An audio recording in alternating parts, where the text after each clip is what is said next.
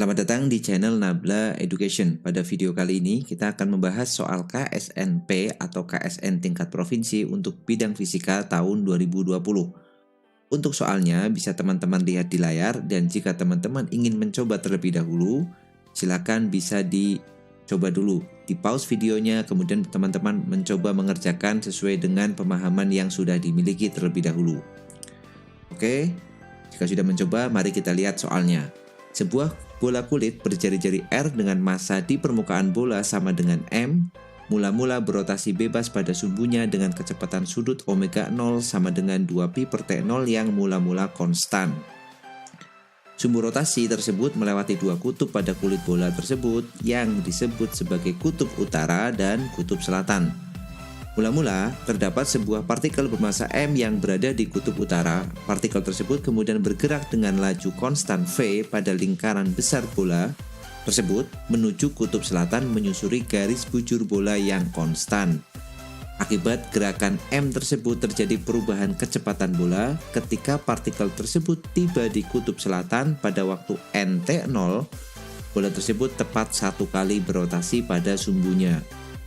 Momen inersia bola kulit terhadap sumbunya adalah 2/3 mr². Pertanyaannya adalah tentukan hubungan antara nilai N dengan besaran-besaran yang disebutkan di atas. Jadi di sini terdapat sebuah massa M kecil, ini yang warna merah, mula-mula ada di kutub utara. Lalu dia menyusuri garis bujur ini yang tetap ya, garis bujurnya dia satu garis ini tidak berbelok atau tidak berpindah lintasan sampai di kutub selatan sampai sini. Nah, mula-mula si bola kulit ini berputar dengan kecepatan sudut, misalkan di sini omega 0 ya. Kecepatan awalnya omega 0, kecepatan sudut awalnya. Kemudian pertanyaannya adalah ketika bola merah ini sudah sampai di kutub selatan, bola ini sudah berputar satu kali putaran. Dan waktu yang diperlukan adalah NT0. Yang jadi pertanyaan adalah tentukan nilai N ya, yang dihubungkan dengan besaran-besaran yang disebutkan di soal ini.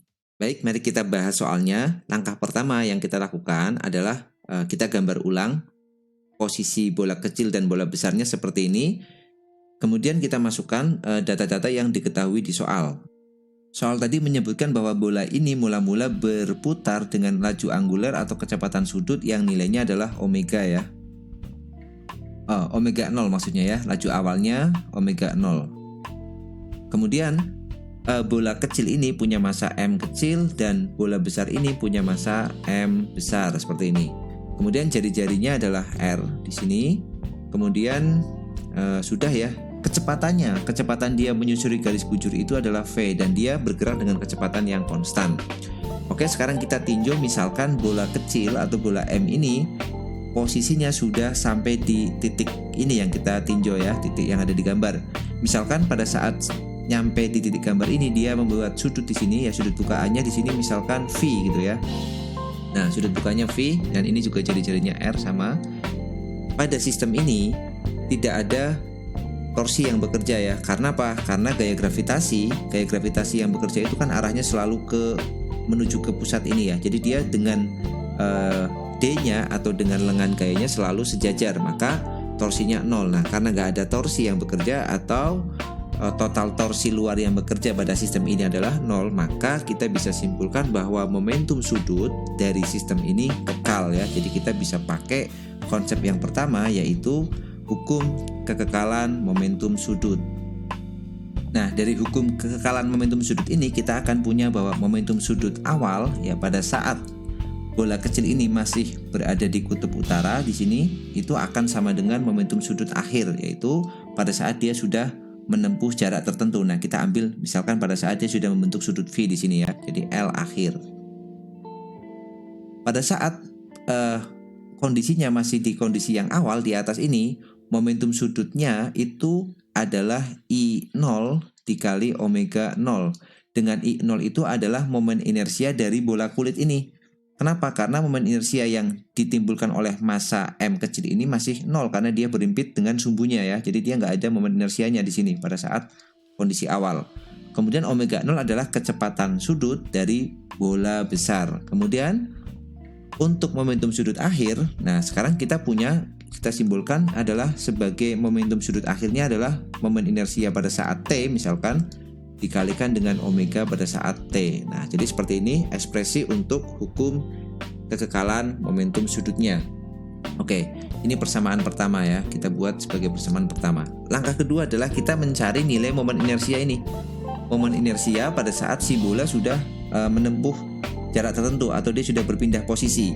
Maka kalau misalkan kita tulis momen inersia bola itu pada saat di titik, misalkan titik apa ini ya, titik A misalkan ya, berada pada titik A, maka momen inersianya adalah momen inersia bola itu sendiri yang berputar terhadap porosnya di sini jadi M I0 ya, kita tulis I0 dulu, tidak usah dirubah menjadi 2/3 dulu.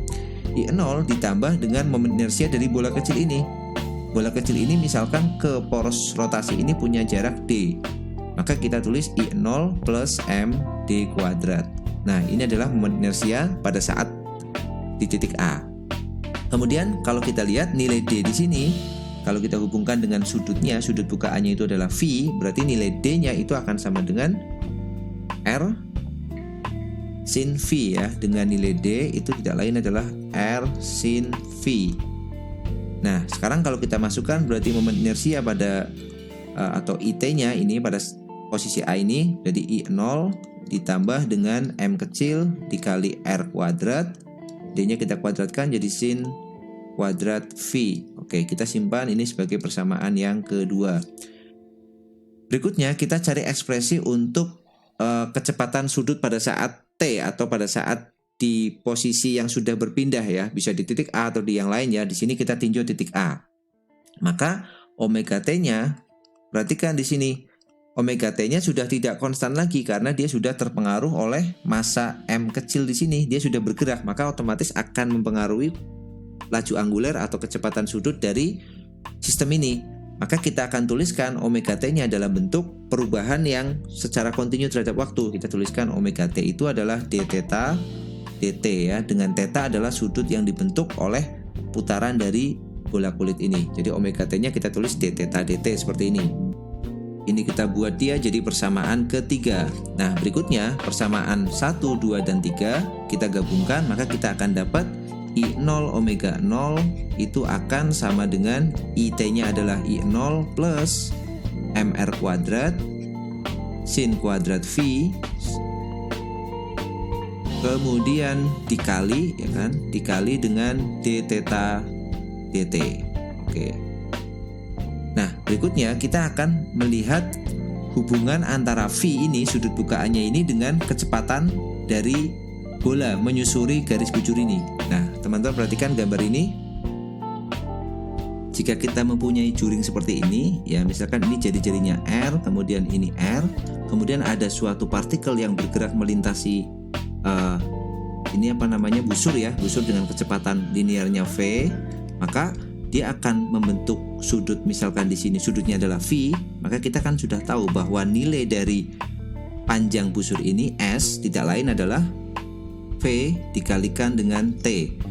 Dengan V itu adalah kecepatan linear benda ini menyusuri busur tersebut ya. Kemudian kita akan mencari nilai S-nya. Kalau kita tahu sudutnya di sini V dan jari-jarinya R, otomatis S di sini tidak lain adalah V dikali R ya. V dikali R sama dengan V dikali T. Berarti kita dapat nilai V-nya, ekspresi sudutnya adalah V dikali T dibagi dengan R seperti ini. Nah, jadi kita bisa gantikan nilai V yang ada pada persamaan 4, misalkan di sini pada persamaan 4 dengan menggunakan V kali T dibagi R. Nah, di sini kita juga bisa tahu bahwa sudut bukaan V ini juga akan berfungsi sebagai fungsi waktu, karena semakin lama dia akan semakin bertambah dan terus bertambah seperti itu. Oke, jadi kita akan tulis ulang persamaannya pada halaman selanjutnya. Nah, seperti ini jadi ekspresi dari persamaan terakhir tadi yang kita dapatkan dengan mengganti nilai V ya menjadi V kali T dibagi R. Oke, kemudian kita masukkan nilai I0 yang ada di data soal, yaitu karena dia sebagai bola rongga ya, kulit bola, maka I0-nya adalah 2/3 MR kuadrat. Kita gantikan nilai I0-nya dengan 2/3 MR kuadrat semua. Kita akan dapatkan persamaan bentuknya seperti ini. Sekarang kita lakukan pemisahan ya. Yang theta kita sendirikan, kemudian yang tidak mengandung theta dan dia sebagai fungsi T kita sendirikan. Kita akan peroleh bentuknya adalah, nah kita peroleh bentuknya seperti ini ya. Jadi 2/3 mr kuadrat omega 0 dibagi dengan ini yang dalam kurung pindah semua ke bagian bawah. Kemudian dt nya kita pindah ke ruas kiri jadi dt, kemudian yang ruas kanan tinggal d theta sendiri. Oke, berikutnya kita akan sederhanakan persamaan yang ada di ruas kiri, pecahan yang ada di ruas kiri ini dengan mengalihkan dia dengan mr kuadrat 3/mr kuadrat ya. Kita kalikan dengan 3/mr kuadrat, baik itu pembilang dan penyebut. Oke, kita kali di sini dengan 3/mr kuadrat dibagi dengan 3/mr kuadrat ya, tidak masalah karena nilainya adalah 1. Maka ini akan menjadi bentuk yang pembilangnya akan menjadi 2 omega 0 dibagi dengan penyebutnya akan menjadi 2 plus yang ini R kuadratnya habis, masih ada 3M kecil dibagi M besar, jadi 3M kecil dibagi M besar sin kuadrat dari VT per R ya, dt. Oke, yang ruas kanan tidak ada perubahan, tetap d theta di sini. Oke, berikutnya sudah membentuk persamaan yang sudah lebih sederhana daripada yang awal tadi. Kita kerjakan bentuknya ya. Kita tinggal pasang integral di ruas kiri dan pasang integral di ruas kanan. Untuk yang ruas kiri, karena integral terhadap dt, kita buat t-nya dari 0 sampai t. Yang ruas kanan kita buat d theta-nya dari theta 0 misalkan sampai theta. Nah, untuk mengerjakan integral yang ruas kiri, karena bentuknya cukup tidak mengenakan ya, kita akan lakukan pemisalan. Pemisalan yang pertama yang akan kita lakukan adalah dengan mengubah ini, karena di sini ada sin sebagai fungsi VT per R. Kita akan misalkan suatu variabel X, misalkan X itu nilainya adalah 2VT dibagi R ya. Kenapa harus pakai 2? Karena nanti mengarah ke bentuk identitas trigonometri yang akan menguntungkan bentuk integral kita. Maka kita misalkan X-nya sama dengan 2VT per R. Berarti kalau kita dapat X-nya itu 2VT per R, berarti dx-nya tidak lain adalah dx-nya, berarti kita turunkan ini terhadap T berarti ya, 2V-nya konstan, 2V per R dt. Atau kita bisa gantikan nilai dt-nya menjadi, dt itu bisa kita ganti R dibagi 2V dx. Nah, kita sudah peroleh substitusi dari dt di sini yang akan kita substitusikan. Berikutnya kita akan mengganti batas ya, karena di sini batasnya dalam t, padahal kita sudah mengubah variabelnya dalam x di sini. Maka kita akan menggantikan batasnya. Yang pertama kita masukkan pada saat t sama dengan 0. Kita beri batas dulu, kita masukkan pada saat t sama dengan 0. Untuk t sama dengan 0 kita masukkan di persamaan x ini ya. Kita akan dapatkan x-nya tidak lain adalah 0 juga kan. Untuk t sama dengan 0 ya berarti x-nya akan sama dengan 0. Kemudian kita masukkan untuk t-nya sama dengan t ya. Untuk t sama dengan t berarti nilai x-nya ya kita tinggal gantikan aja, berarti 2VT nah gini dibagi dengan R. Nah tadi si massa kecil itu kan akan berjalan, ini kan x itu tadi kita gantikan sebagai fungsi V tadi ya. Dia akan berjalan dari kutub utara sampai kutub selatan. Berarti nanti nilai V-nya itu akan berjalan dari 0 sampai dengan pi atau 180 ya. Berarti pada saat t sama dengan t di sini dia membentuk sudut yang nilainya 180 derajat atau V. Nah, sekarang kita lihat di sini. Ekspresi V dibagi R di sini kan tidak lain adalah omega kan? V per R di sini omega. Berarti boleh kita tulis di sini 2 dikali V per R itu omega dikalikan dengan T. Nah, omega itu adalah kecepatan sudutnya, yaitu jarak sudut dibagi dengan waktunya. Berarti 2 dikali jarak sudutnya adalah 2pi. Jarak sudutnya adalah pi karena dia hanya berjalan 180 derajat ya, dari atas kutub utara ke kutub selatan. Kita gantikan berarti omeganya adalah pi dibagi dengan t dikali dengan t ya. T-nya bisa kita hilangkan, berarti x-nya adalah 2pi. Nah, berarti integralnya bisa kita tulis integral dari 0 sampai 2pi sudah dalam batas x sekarang. Di sini 2 omega 0 dibagi dengan 2 plus 3m per m besar, kemudian sin kuadrat. Nah, sin kuadrat di sini kita pemisalannya adalah 2VT per R. Di sini VT per R, berarti sin kuadratnya di sini setengah X kan, setengahnya kan. variabelnya dt-nya kita ganti menjadi r per 2v dx ya. Dx ya kita kalikan di sini ya, r per 2v. Nah, kita udah dapatkan yang ruas kiri, yang ruas kanan kita biarkan, yaitu integral theta 0 sampai dengan theta dari d theta. Nah, ini yang kanan sudah selesai ya. Integral d theta itu kan theta. Mari sekarang kita kerjakan yang ruas kiri. Kita rapikan dulu bentuknya dan kita akan melakukan tadi alasannya kenapa menggunakan 2VT per R ya. Kita akan menggunakan salah satu identitas trigonometri, yaitu seperti ini kan. Kalau kita punya cos X, itu kan bisa kita ubah bentuknya menjadi 1 min 2 sin kuadrat setengah X ya. Berarti kalau kita punya sin kuadrat setengah X, kita bisa gantikan ini. Kalau ada sin kuadrat setengah X, berarti kita bisa ubah dia menjadi 1 min cos X dibagi 2. Nah, kita akan gantikan nilai sin kuadrat setengah X-nya menjadi 1 min cos X dibagi 2. Maka dengan melakukan substitusi ini, kita rapikan integral 0 sampai dengan 2pi. 2 omega 0 R 2V-nya keluar, maka 2-nya bisa kita coret. Kita akan dapatkan omega 0 dikalikan R per V ya. Kemudian yang di dalam kurung berarti tinggal dx sendiri. Dx dibagi dengan 2 plus 3M kecil per M besar dikali sin kuadrat X-nya kita ganti menjadi 1 min cos X per 2 atau setengah min cos X per 2 ya. Kita bagi dengan 2 semuanya. Yang kanan, integral d theta itu adalah theta dengan batas dari theta 0 sampai theta. Oke. Yang ruas kiri yang bagian penyebut kita kerjakan. Kita kalikan 3M kecil per M besar dikali setengah sama 3M kecil per M besar dikali dengan cos X per 2. Kita akan dapatkan hasilnya seperti ini. Yang ruas kanan berarti kan batasnya kita masukkan theta dikurang theta 0 ya. Theta minus theta 0 atau nanti kita sebut dia sebagai delta theta gitu aja untuk menyingkat penulisan. Nah, bentuknya menjadi lebih singkat lagi. Nah, kemudian kita akan menggunakan salah satu bentuk integral di sini. Ada salah satu bentuk integral yang bentuknya adalah seperti ini, integral dx ya. Kenapa kita bawa ke cos? Karena ada integral yang sudah bagus nilainya. Kalau kita punya integral dx ditambah a plus b cos x dengan batas 0 sampai 2pi. Nah, ini kan batasnya 0 sampai 2pi.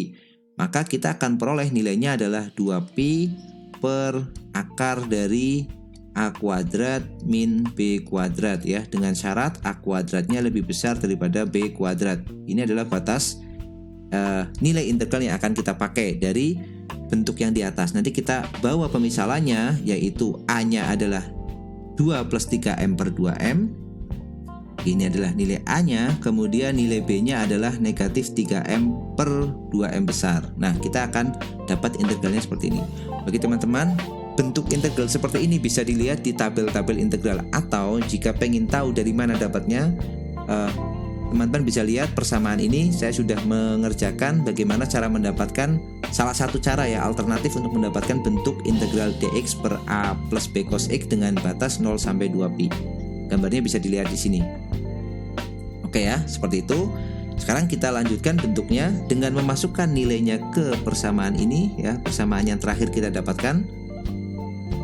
Sepertinya kita perlu ganti halaman ya. Kita misalkan tadi A-nya adalah 2 plus 3M kecil per 2M besar. Oke, kita tulis di sini.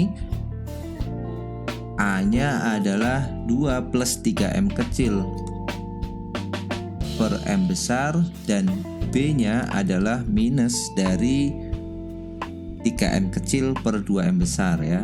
3M per 2M besar. Maka dari nilai integral tadi kan, integralnya ketemunya kan 2pi per akar dari A kuadrat min B kuadrat ya. A kuadrat min B kuadrat. Maka kita perlu cari A kuadrat min B kuadratnya dulu. Oke, kita kuadratkan di sini A kuadrat min B kuadrat. Sama dengan A kuadratnya adalah ini dikuadratkan jadi 4 plus ini per 2M ya, maaf ya. 4 plus 3M kecil per 2M besar dikuadratkan. Kemudian di jumlah dengan 2AB, 2 dikali 2 dikali 3M per 2M. Jadi Sisanya tinggal 3M kecil per 2M besar dikali 2 dikali 2 kali 4 ya. Dikurang dengan B kuadrat. B kuadratnya adalah minus 3M per 2M. Karena kuadrat negatifnya hilang, jadi tinggal 3M kecil per 2M besar. Nah, kuadrat kan, ini berarti bentuk yang 3M per 2M-nya bisa kita coret, maka kita menyisakan A kuadrat min B kuadratnya menjadi 4 plus, ini kita coret ya, coret dapat 2 jadi 6M ya, 6M kecil dibagi dengan M besar, ini A kuadrat min B kuadrat. Berarti nilai yang ini jadi 2pi akar dari 4 ditambah 6M kecil per M besar. Atau kita bisa sederhanakan bentuk yang bawah ya, berarti 2pi dibagi dengan akar dari, kita samakan penyebutnya dengan M. Di sini berarti ada 4M besar plus 6M kecil, atau boleh kita tulis M-nya kita naikkan ke atas, berarti 2pi akar dari M besar dibagi dengan 4M besar plus M kecil. Oke, sekarang kita cek dulu persamaannya ya. 4 ditambah 6M kecil per M besar, kita samakan penyebutnya M, berarti di sini 4M ditambah, oh maaf, ada ini harusnya kita kalikan dengan M ya. Oke, kita ulangi lagi nih, ada kesalahan penulisan di sini. 4M per, oh udah betul ya, ini 4M besar ditambah M kecil dibagi M besar. Oh udah betul ternyata ya, ini sudah sesuai, kita nggak usah ubah lagi. Nah, hasilnya seperti ini ya untuk hasil integralnya. Maka kalau kita tulis ulang persamaan yang pertama tadi ini, persamaannya menjadi omega 0R kali V dikali hasil integralnya tadi sudah kita temukan ya, 2pi per akarnya sudah kita temukan sama dengan delta theta. Omega 0R dibagi V, jadi kita tulis di sini ya, omega 0R dibagi V itu dikali dengan hasil integralnya berarti 2pi akar M besar dibagi dengan 4M besar plus M kecil itu sama dengan delta theta. Nah, kita sudah dapat nilai sudut tetanya ya, sudut tetanya itu sudut putaran dari sistem tersebut. Nah, pertanyaannya adalah pada saat dia sudah berputar satu kali, ternyata waktunya, misalkan kita buat T aksennya ya, T aksennya ternyata sama dengan N dikali T0 pada saat dia sudah berputar sekali. Di saat yang sama, bola kecil itu juga sudah sampai di kutub selatan ya, di kutub selatan. Berarti kita sudah memasukkan data yang 2pi tadi. Nah, kalau kita lihat bentuk persamaan ini, ya, kalau kita susun ulang persamaan delta T-nya, teman-teman perhatikan, delta theta itu kan akan sama dengan kita buat seperti ini ya, omega 0 kita kalikan dengan 2pi R per V, 2pi R dibagi V dikalikan dengan akar dari M besar per 4M besar plus M kecil. Nah, seperti ini kan, berarti theta itu kan sudut, ini omega 0 itu kan kecepatan sudutnya, berarti yang di sini itu kan T-nya kan, ini waktu kan. Nah, inilah T aksen kan, waktu yang diperlukan. Nah, T aksennya ternyata sama dengan N dikali T0. Nah, ini tuh sama dengan N kali T0 ya. Maka boleh kita tuliskan ya, besaran yang 2pi R per V dikali akar M itu, kita tulis seperti ini, 2pi R per V dikali akar dari M dibagi 4M besar plus M kecil itu sama dengan N dikali T0 kan. Nah, T0 itu apa? T0 itu kan 2pi R dibagi dengan V kan. 2pi R per V itu kan T0. Berarti 2pi R per V-nya kan habis nih, bisa dicoret. Nah, kita dapatkan nilai N-nya. Jadi N-nya adalah sama dengan akar dari M dibagi 4M besar plus M kecil. Nah, sudah kita temukan nilai N yang diminta di soal. Kalau kita lihat secara dimensi, nilai N itu juga betul ya. Jadi ini akarnya kan cuma M dibagi dengan M. Jadi dia itu nggak ada dimensinya, dimensionless. Oke.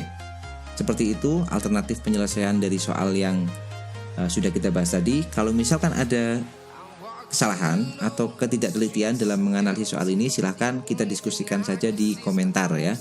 Terima kasih bagi kalian yang sudah menyaksikan video ini. Semoga videonya bermanfaat. dan kita jumpa lagi di video selanjutnya.